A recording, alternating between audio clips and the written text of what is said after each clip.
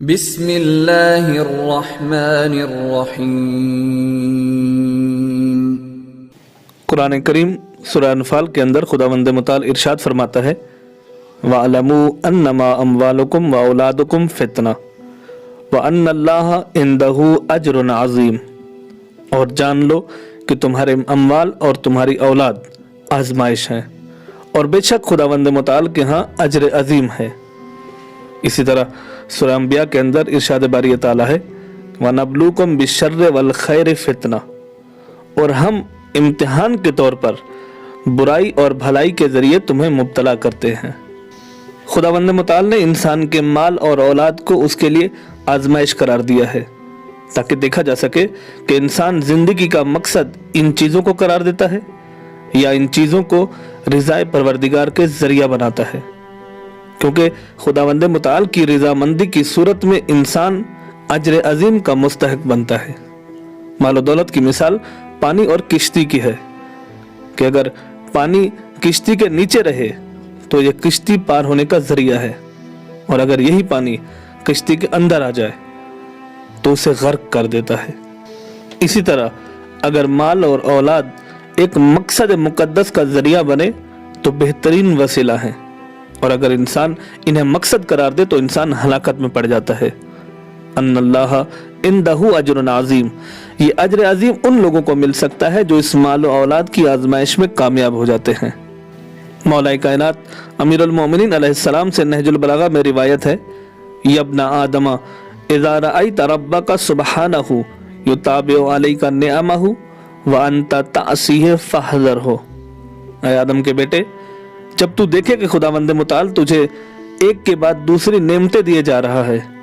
اور تو اس کی نافرمانی کر رہا ہے تو اس سے ڈرتے رہنا۔ یہاں پر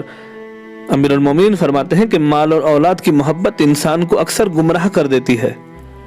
اور بہت کم لوگ ہوتے ہیں جو مال و اولاد کی قربانی دے کر کمال تک پہنچتے ہیں۔ اسی طرح ایک اور جگہ خداوند متعال ارشاد فرماتا ہے یا ایھا الذین آمنوا ان من ازواجکم و اولادکم عدوا لکم فاحذروہم، اے ایمان والو، تمہاری ازواج اور تمہاری اولاد میں سے بعض یقیناً تمہارے دشمن ہیں، فاحذروہم، تم ان سے بچتے رہو، وَإِن تَعْفُوا وَتَصْفَحُوا، اور اگر تم ان کو معاف کر دو اور درگزر کرو، وَتَغْفِرُوا، اور بخش دو، فَإِنَّ اللَّهَ غَفُورٌ رَحِيمٌ، تو خداوند متعال بخشنے والا اور رحم کرنے والا ہے۔ یہاں پر ان من ازواجکم و اولادکم عدوا لکم میں یعنی تمہاری کچھ ازواج اور اولاد تمہارے دشمنوں کا کردار ادا کر سکتی ہیں، یعنی وہ مانع خیر ہوتی ہیں۔ جب بھی تم کوئی اچھا کام کرنے لگے ہوئے تو وہ تمہارے مانع ہو جاتی ہیں، تمہاری رکاوٹ کا سبب بنتی ہیں، یا حرام کے ارتکاب پر، حرام کام کے کرنے پر اکساتی ہیں، اور باپ شوہر سے ایسے مطالبات کرتی ہیں جن میں گناہ کبیرہ کا ارتکاب ہوتا ہے، یا حقوق الناس اپنی گردن پر لادنے پڑتے ہیں۔ ایسی فرمائشیں ہو جاتی ہیں، ایسے کام کا کہا جاتا ہے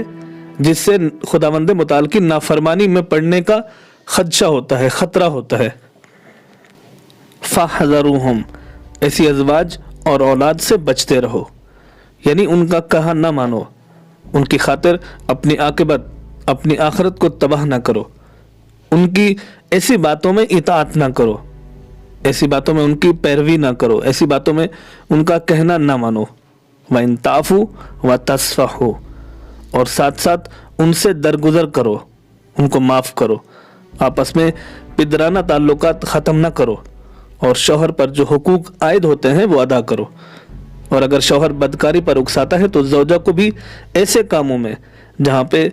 خداوند متعال کی ناراضگی کا جو سبب بنتی ہیں، ایسے کام میں شوہر کی اطاعت نہیں کرنی چاہیے، اور ساتھ زن و شوہر کے تعلقات بھی بحال رکھنے چاہیے۔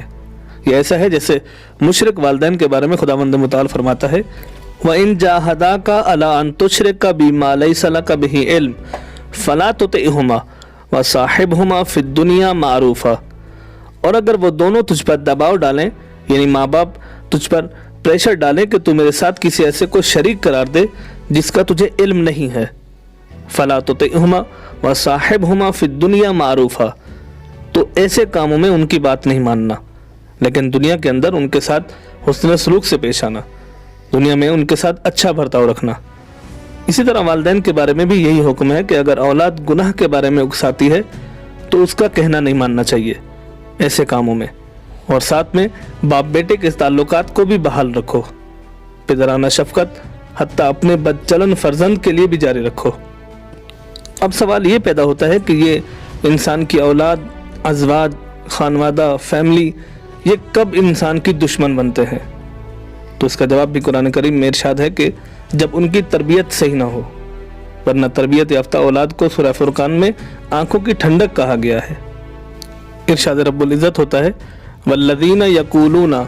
और वो लोग कि जब दुआ करते हैं तो कहते हैं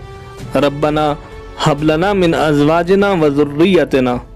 ऐ हमारे परवरदिगार हमें हमारी अज़वाज और औलाद से कुर्रत आयुन, आंखों की ठंडक अता फरमा, वजअलना लिलमुत्तकीना इमामा, और हमें परहेजगारों का इमाम बना दे। जाहिर है कि मोमिन को मुसर्रत और खुशी उस वक्त हासिल होती है जब ये अज़वाज और औलाद खुदावंद मुताल की इताअत और फरमाबरदारी करे और उसके मासियत और गुनाह से परहेज करे, क्योंकि नेक और साले औलाद क़यामत के दिन अपने वालिदैन के लिए फ़ायदेमंद हो सकती है। छठे ताजदार विलायत मौला इमाम जाफ़र सादिक अलैहिस्सलाम से जब इस आयत के बारे में सवाल हुआ तो फरमाया कि नहनु हुम अहलुल बैत, ये हम अहले बैत हैं। इसी तरह इब्न अब्बास रिवायत करते हैं कि ये आयत मौला कायनात अमीरुल मोमिनीन अली अलैहिस्सलाम के शान में नाज़िल हुई। इस आयत और रिवायत से ये नतीजा अख्ज़ किया जा सकता है कि इज़्दवाज जो औलाद की अच्छी तरबियत दोनों जहान के लिए फ़ायदेमंद है, और मोमिन को चाहिए कि वो तक़वा और परहेज़गारी के लिए मिसाल बन जाए।